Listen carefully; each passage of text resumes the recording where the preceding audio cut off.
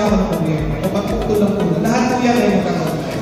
Ang problema, hindi mo kasi kayo nag-i-invest. Hindi tayo nag-i-invest sa politics na gusto natin. Kaya hindi natin naipapanalo yung mga magdadala ng politics ng environment para harapin ang problema natin.